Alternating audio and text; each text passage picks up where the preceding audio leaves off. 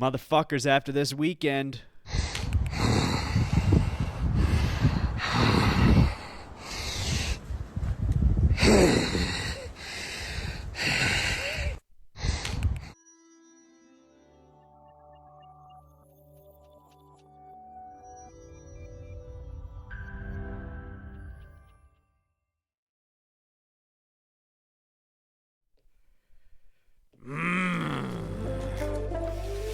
I'm mad, dude. I'm mad. I'm fucking it all up, man. I'm mad. Welcome to the DynamiteGizmo podcast, episode 242, people. 242. I'm so pissed right now. You have no idea, but I'm going to compose myself. I'm going to keep myself composed. Holy shit, talking mushrooms, dude. Shit, dude. Here's today's card. Traditional show. The card is not traditional. It's on the card, but today, this is the third fucking time I've had to re-record this shit. The third fucking time. First time I got interrupted by a phone call, and you can't fucking edit these episodes anymore because I created it so you couldn't.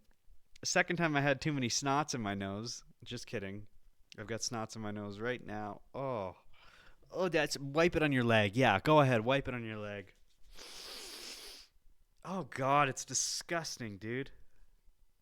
Oh, that's a huge one. Oh, boogers. Yeah, I know, it's gross, all right? But I'm pissed. I don't give a fuck, dude.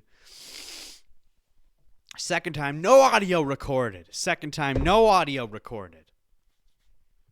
So third time's the charm. Everything's fucking working. I don't give a shit. We're going to have to blast through this episode, but I don't care. It's going to be a better version than what we had, okay? Let's take a moment to thank Dynamite, okay? Take a look at this bad boy. You see that motherfucker? You got to be grateful for the little things. Shit happens all the time, okay? You record an episode once, fucking goes south. You record an episode twice, fucking goes even worse south. Can't hear a damn thing. So we record the episode the third time. Third time's a charm. Boppity boopity. Say thank you to Dynamite. He's been here since the beginning. He's the reason this whole thing exists. It's the reason why this logo is right here. And we move on. Now, if you take a look at the screen to the left of me here, let me just pull this up real quick. You see this shit? We all know Dillon Danis got signed to the fucking Grandfather Fighting League, or should I say Global Fight League? But this is the poster they made for the motherfucker. Look at that disgusting, ugly piece of shit fucking poster. God, that looks like a fucking 2-year-old created it on Photoshop for the first time in his life. It sucks, dude. It's horrible. And I saw Dillon Danis on the Ariel Helwani show, and both him and Ariel agreed that that poster is fucking trash, dude. It's absolute fucking maniacally disgusting, gross, absolute fucking worthless trash, dude. It's despicable. So I went ahead, and I made myself my own damn poster. Take a look at this shit. It's fucking nice, dude. May 11th, Sunday on pay-per-view. Danis versus Ferguson. New York versus Los Angeles. Global Fight League. Okay, it's not the greatest thing in the world. It's not the greatest thing in the world, but it does the trick. I created it, and it looks pretty good. Have another look. It's not bad, right? So I posted it on the old twits. Okay? And Dillon Danis himself reposted it, dude. I got a repost from Dillon Danis, and Global Fight League liked it and gave me 3 fucking fire emojis. Rock and roll, baby. Rock and roll, man. It won't be long before I'm working for the Global Fight League making their posters, because this shit, dude, this shit is disgusting. Look at that. Squares, basic font, little lights. Dude, you could do better than that, Global Fight League. Hire me, baby. I will make you your posters. But we need to move on. UFC 313 just happened. We all know. We saw the disgrace that it was. But let me tell you something. Even though in my last episode I said if Alex loses, it's all going to be fucked. It's all going to go to shit. I'm glad Ankaleav won. Okay, and it's not because I wanted Ankaleav to win. Of course I didn't want Ankaleav to win. Nobody wants him to win. Nobody likes him, and if you do like him, and if you were voting for him, and you did want him to beat Alex Pereira, you're the fucking problem. You're the problem. And it shouldn't be that way. But With that being said, I'm glad Ankaleav won, okay? First reason, it's because you have to still be grateful of the situation. You don't know what's going to happen. People have their opportunities. They get their opportunities. That's what makes UFC great. He got his opportunity. He stepped up to the plate, and he did it. Bada boom, bada bing. What are you going to do? We have to be grateful of that. That's the first reason. Second reason, this solidifies the fact that Jon Jones has no other option but to face Tom Aspinall. Okay? The Alex Pereira card is out the window. He's not going to fight Alex Pereira. And he can't even use that to his advantage. That was his Uno card that he could throw at fucking Dana White and say, hey, I ain't fighting Tom Aspinall. Alex Pereira's a bigger fucking draw. But not anymore because he just lost. So Jon Jones has no other fucking option but to either fight Tom Aspinall or retire. Now, if he retires, then it's going to be a fucking shit show. Not only are we going to lose the most anticipated fight of the year, but now Tom Aspinall has no choice but to fucking unify the undisputed heavyweight title with some other fucking loser in the heavyweight division. So Dana White is going to have to bow down and give Jon Jones a decent chunk of change in order to do this fight. Because Tom Aspinall said himself in his update video that he doesn't give a fuck about the money. He doesn't even give a fuck about Jon Jones. He just wants this fight to happen so that he can actually get that heavyweight title. So I think Dana White will give in, and he has no choice but to give fucking Jon Jones this fight with Aspinall, and he's going to have to give him some money. Is he going to give him $30 million? I don't know, but we need to take a look at this clip here. Why don't you look over to your screen to the left? Take a look at what big ol' Danathan White had to say in the post-fight press conference of UFC 313. I don't know. Probably. Okay. And you were talking about Tom and Jon. Tom released that video blog a few days ago. Video blog? Saying like Jon's side is holding up the fight. What is he referring to there? Well, I think that,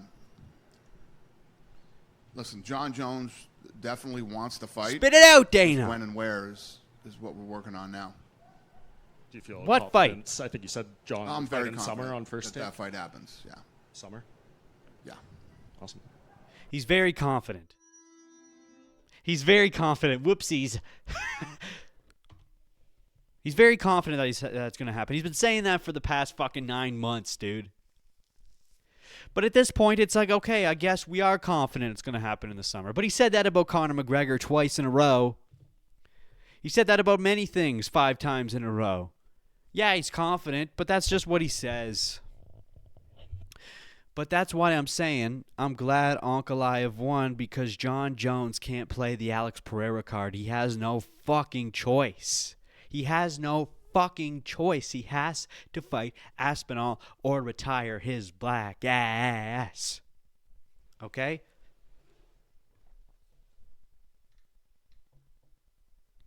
Because what were they going to do? Okay? The MMA guru speculated that Dana White had plans the whole time that Alex Pereira would win this fight, and then he would actually fight Jon Jones. That's what he thought the plan actually was, based off of that interview that we just saw. And if that was the case, that is fucking bullshit. Not only, I've said it many times, Tom Aspinall has the interim title, and he defended the interim title. Shouldn't have happened to begin with. But that's what happened because it's Jon Jones, and Jon Jones does what Jon Jones wants to do. All right, what I think should happen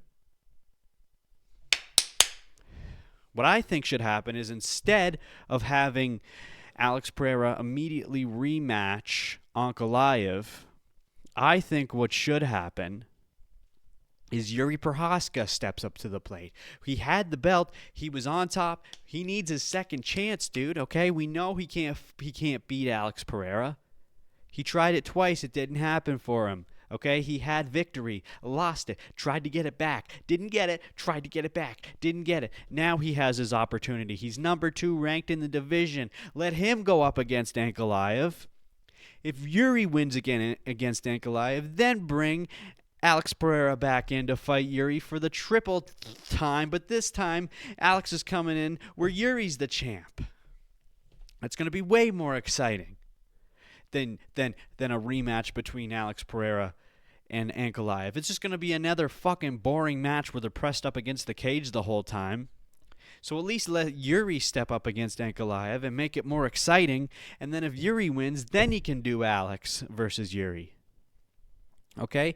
And then if Ankaleav wins against Jiri, then I guess we have no choice but to do Alex versus Ankaleav. Okay?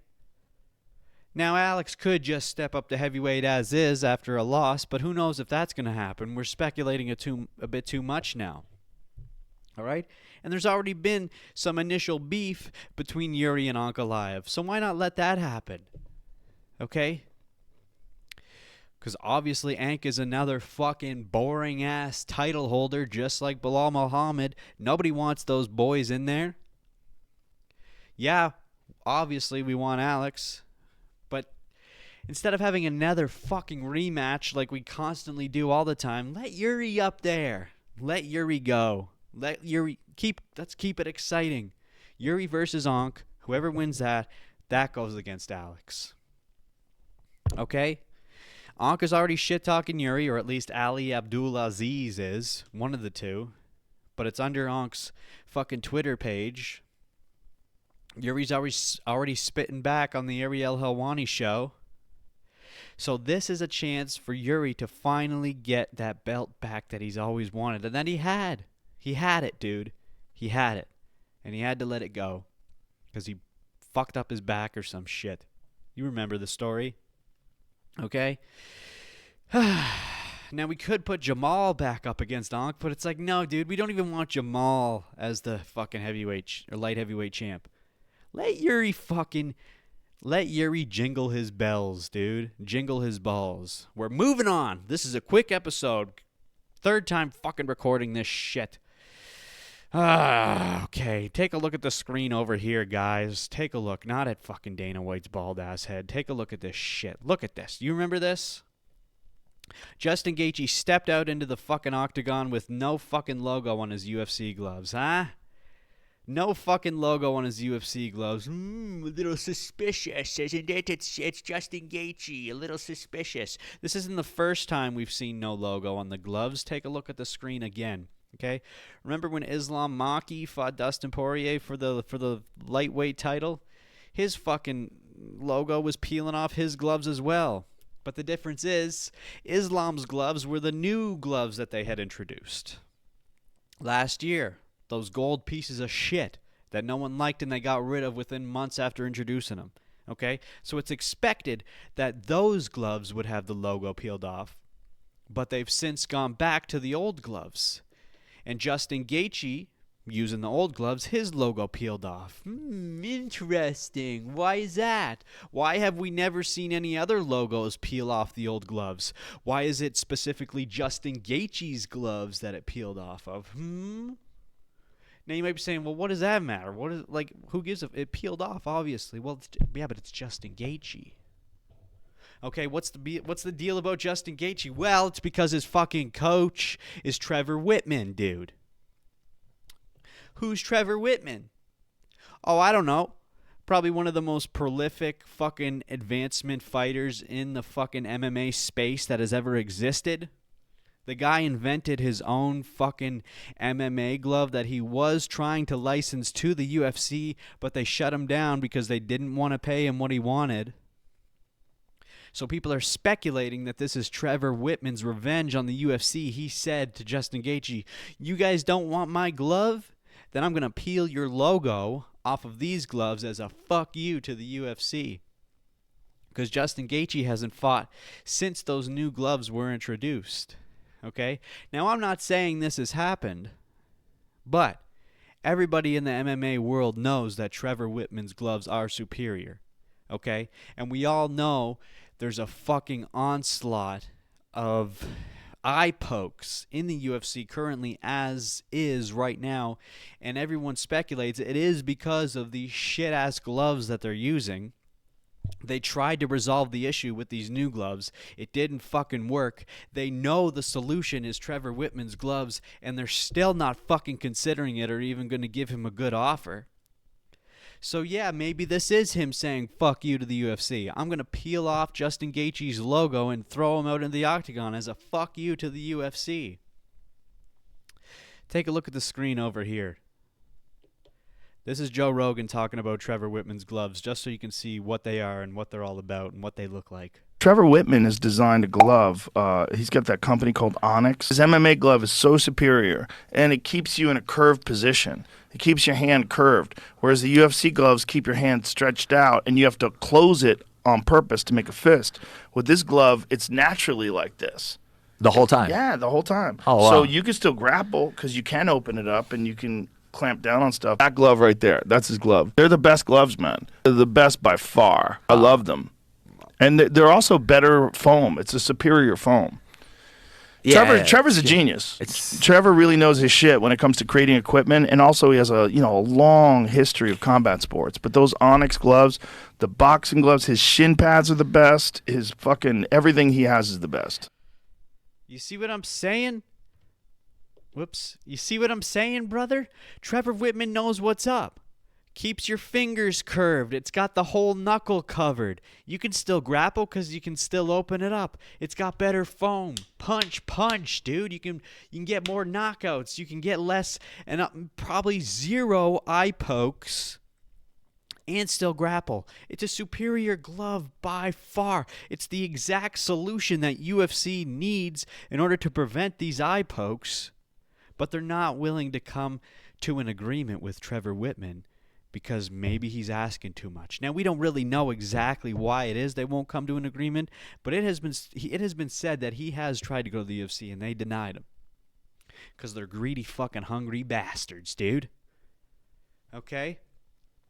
So it's not crazy to assume that maybe, just maybe, Trevor Whitman, in kind of a, fuck you to the UFC, would say to Justin Gaethje, peel this fucking logo off these pieces of trash.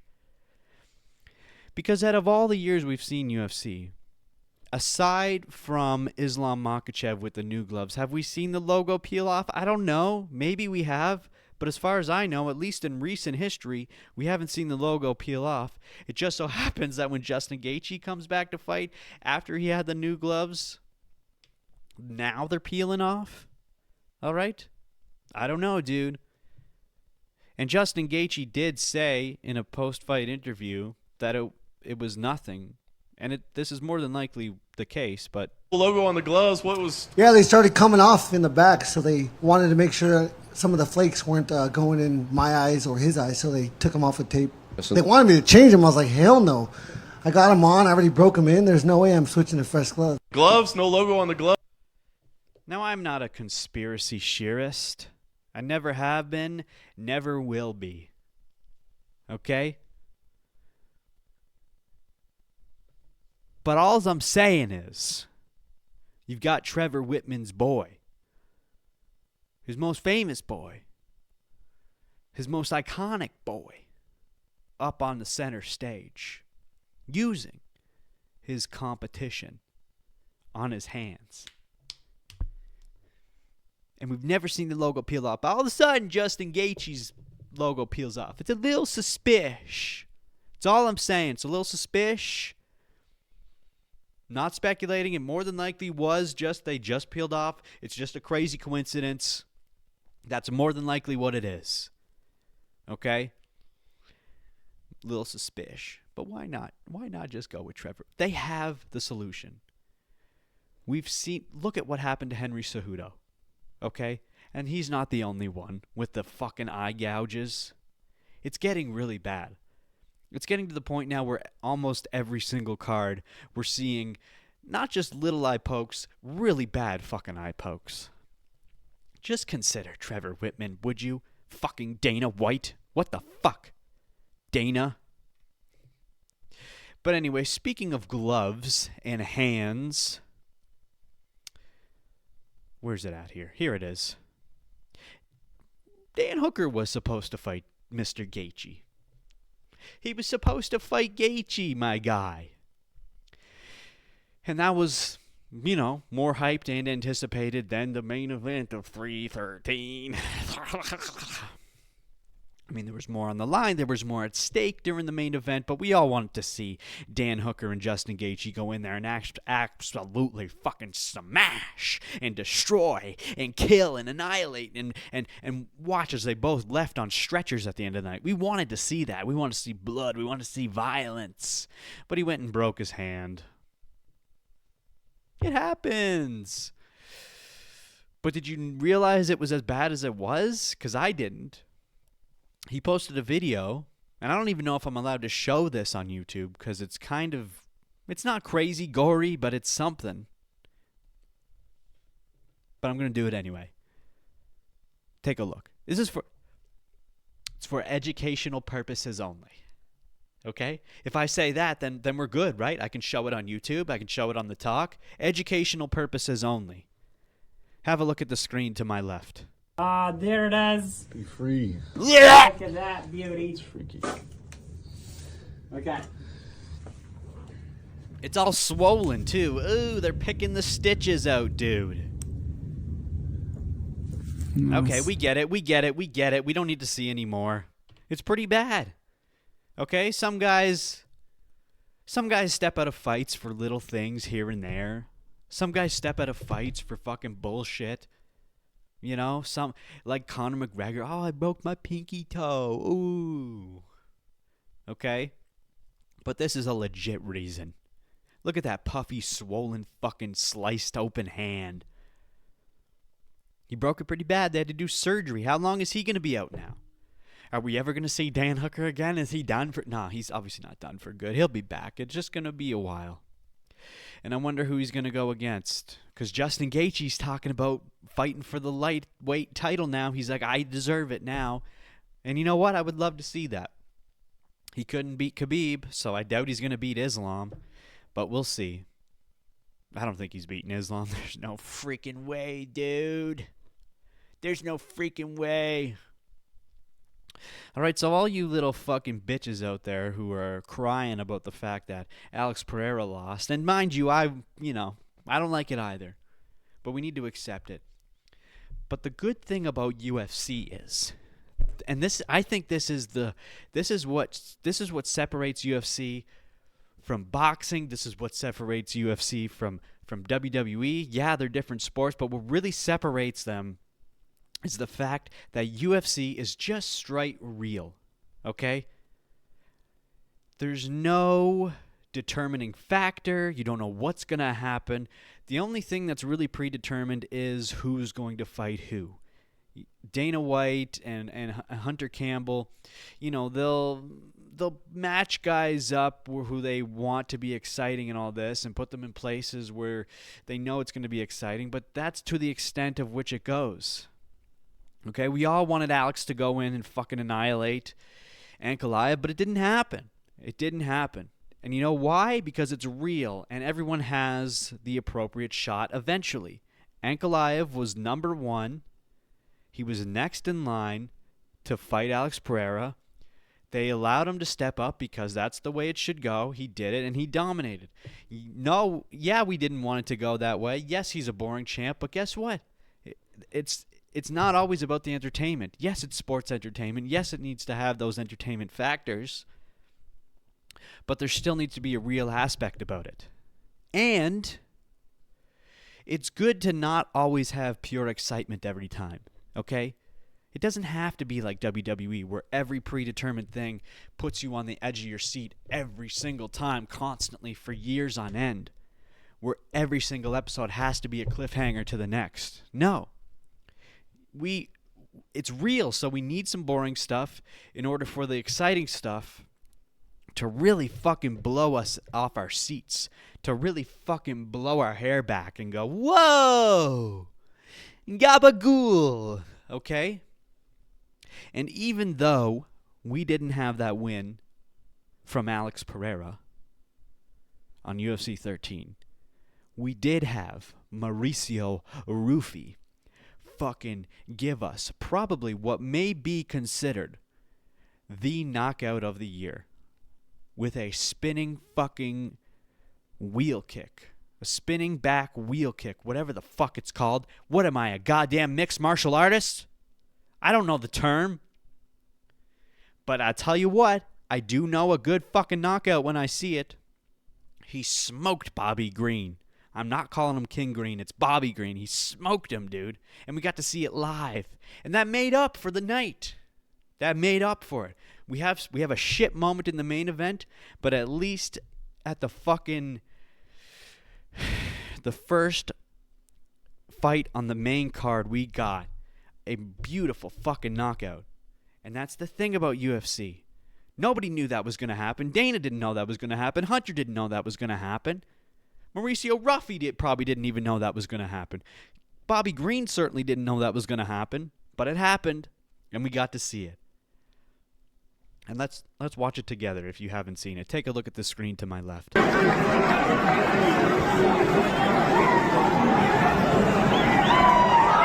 Hadouken! Just fucking tallywhackered him. Spun around, bop. You couldn't even hear the kick. It didn't even look like he kicked him, but he connected perfectly. Slapped him in the face with his big old foot. Knocked him unconscious immediately. We need to watch that again.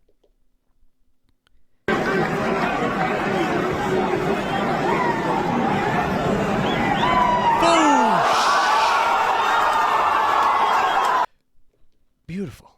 Absolutely beautiful. Now, we don't always get that on cards. Sometimes the entire card from beginning to end is trash. UFC 312.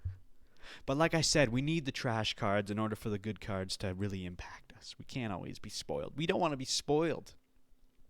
We're not spoiled little children. We're not. It's not healthy for you. So thank you, Mauricio Ruffy, for making 313 a memorable moment. I appreciate you. And by the way, the fighting nerds, I have a lot to say about you guys and girl.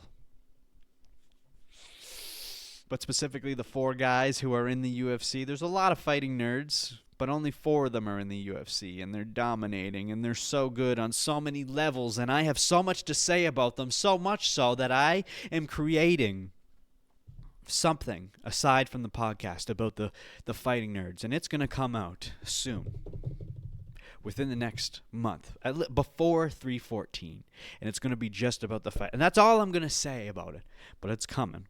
So you need to subscribe and stay tuned for that video because you're going to really appreciate this. I guarantee it. If you like the fighting nerds, if you like UFC, even if you don't, but you're trying to get into it and you're new to it and maybe you don't even know who the fighting nerds are, you're going to want to subscribe right now, today, because I have a video coming out about them that's really going to blow your mind and be like, whoa, dude, what the heck? I like this. Trust me. I don't tell people to trust me very often, but this time I'm telling you to trust me.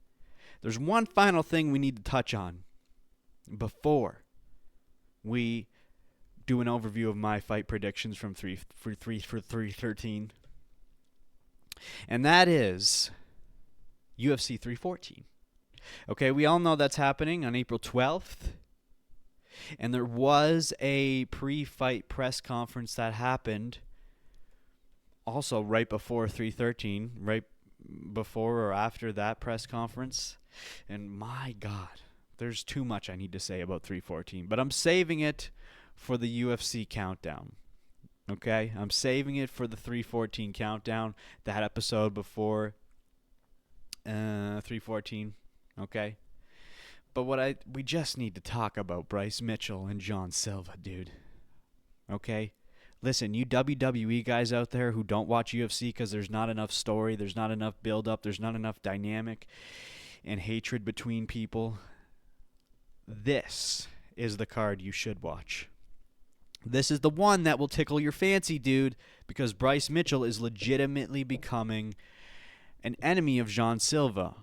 Together, they are creating an actual, real hatred towards each other. Okay? There's been a build-up of Bryce Mitchell. There's been a build-up of John Silva separately. Those guys were on 2 different fucking levels themselves. Bryce Mitchell was always loved, and then he became hated because of that episode of his podcast that he created. Jean Silva is a fighting nerd who's been rising up and up. In his last 2 fights, he's really risen up because not only is he giving a spectacular fighting performance, but he's got such character. He's got the perfect aura, and he is a fighting nerd. So they've both built each other up in different ways, in different aspects. And this is why the determining factor of Dana White and Hunter Campbell creating these fights makes it so good, okay? Because now we know these two are going to fight, but we have no idea how it's going to turn out. And you can see the pure anger and actual hatred in Bryce Mitchell's eyes. He is legitimately furious at Jean Silva. You can see it in his eyes. Bryce Mitchell has been mad and probably a bit depressed over what has happened since he put out that podcast episode. But the good thing about the UFC is they're still allowing him to stay in the sport, and they're not only allowing him to stay in the sport, but they're immediately bringing him back in off of all this controversy because they know how much this fight's going to sell. This is the fight game. You hate Bryce Mitchell for what he said? Well, guess what? He gets to go up against one of the fucking baddest motherfuckers on the planet, and they have to fucking fight in an octagon. You hate Bryce Mitchell? Well, you better fucking hope that he gets his ass knocked out on UFC 314. But you know what? Even though I don't necessarily agree with what Bryce said on his podcast, I'm rooting for him in this fight. I think John Silva's a cocky motherfucker. And I think the fame is really going to his head. And I know Bryce is a good guy. Sure, he says some crazy shit. But this is his redemption arc. And he is really going to turn this shit around. And if he wins this fight on UFC 314, everybody's going to change their mind about Bryce. Guaranteed. But we need to see this clip. Take a look to the left. He immediately, the second the camera and the question was directed to Bryce, immediate boos. Immediate boos. But then John Silva went off. And it's just a whole thing. Last couple of months, I would say, obviously, we're not used to hearing boos for you. There's been some controversy, I guess. Now, your first public appearance, I just want to ask how important it is for you to be back to what you do best, and maybe with an open mic, is there anything that you want to address to the crowd today?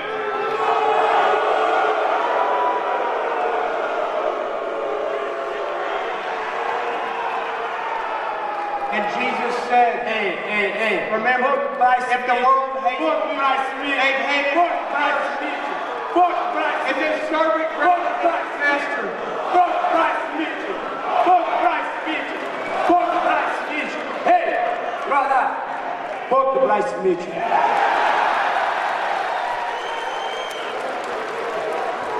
That's all we do.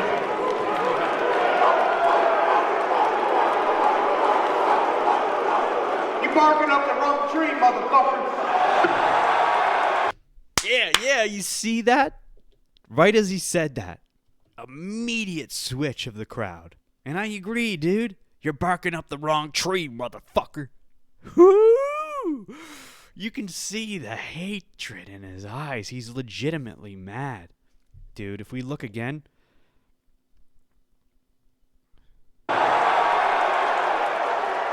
Dude, he is furious.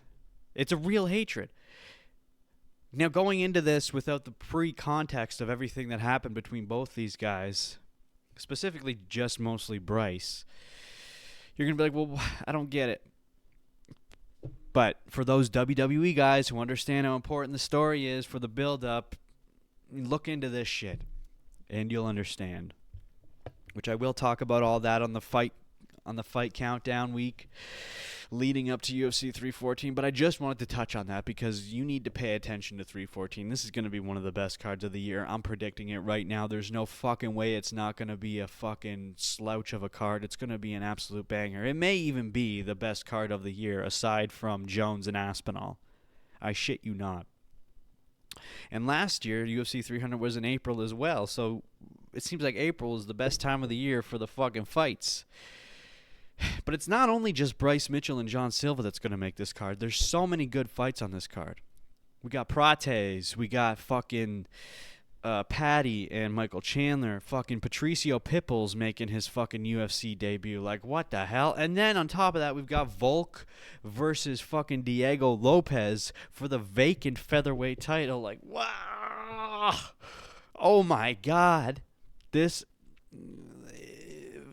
If you're the kind of person who illegally streams your UFC events, I'm not one of those guys. I never do that. But if you are one of those people, this is the card that you need to buy. And if you can't afford it, get some fucking friends and every one of you jip in. Do you understand what the fuck I'm saying to you right now? This shit is going to be off the charts. But we'll all get into that on Fight Week. The last thing we need to talk about is Did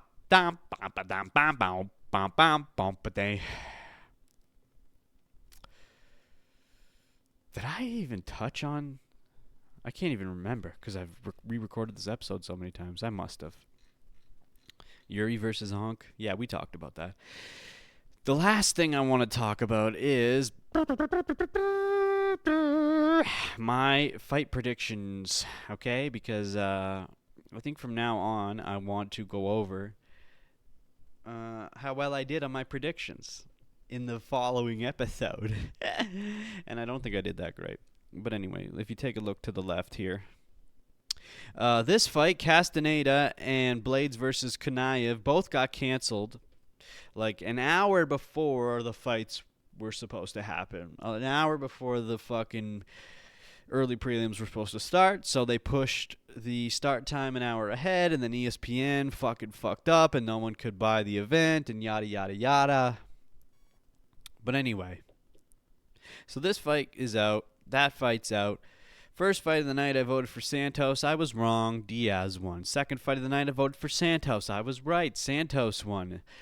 Next fight of the night, I voted for Leal. He won. Then I voted for Fiera. He won. I voted for Saruya because I wanted the Japanese boy to win. Not only because he's Japanese, and I would like to see a Japanese guy rise to the top, but he was also undefeated. And you know how we roll around here. We like to see undefeated guys keep their undefeated record. Okay? Not always, but in this case, I like to see it. And over the past couple cards, I've been voting for the undefeated guy, and they haven't been holding up their end. So maybe I'll have to stop doing that. And then we had King Green versus Ruffy. I voted for Ruffy, and of course, Ruffy, we just saw that fucking crazy spinning wheel kick, knockout, beautiful, mwah, chef's kiss.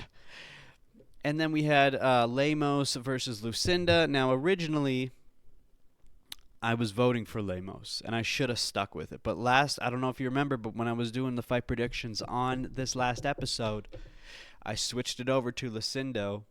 I don't know why. I just said I'm switching it, and I switched it, and I made a bad choice. And then we had Turner versus Baja Mondays, and you know I'm a Baja Mondays boy. Bajarones. Macaroni. Baja. Ronnie. Haha. Hoo-hoo. And I was wrong. Oh, no, I was right. I was right. I was right. I was right, dude. And then Jalen Turner went on and fucking retired, dude. 30 years old. He's getting into his prime, dude. Ranked number 13 in the lightweight division, and the boy retires. What is your problem, Jalen? But when you watched him in the interview afterwards, he seemed a little choked up. It seemed like there was more going on in his life when they asked why he retired. He was hesitant, and he was starting to cry, and it was as if you could really tell there was something going on in his life that's really hurting him. And I wish he reconsidered that decision. You don't need to retire. I know life's shit, and there's something going on in your life, but come on, man. You've got so much potential. Why are you retiring? But we don't know the specifics. He didn't get into it, but maybe we'll find out. I just don't want to see him dead on a fucking hotel room floor like Robin Williams with a rope around his neck and his hand around his dick. You know what I'm saying? I don't want to see that. Anyway, co-main event, I voted for Gaethje, and he took it. And then, of course, Voted for Gaethje, and of course he took it. And then I voted for Pereira, and guess what? We all know how that turned out. But it's okay.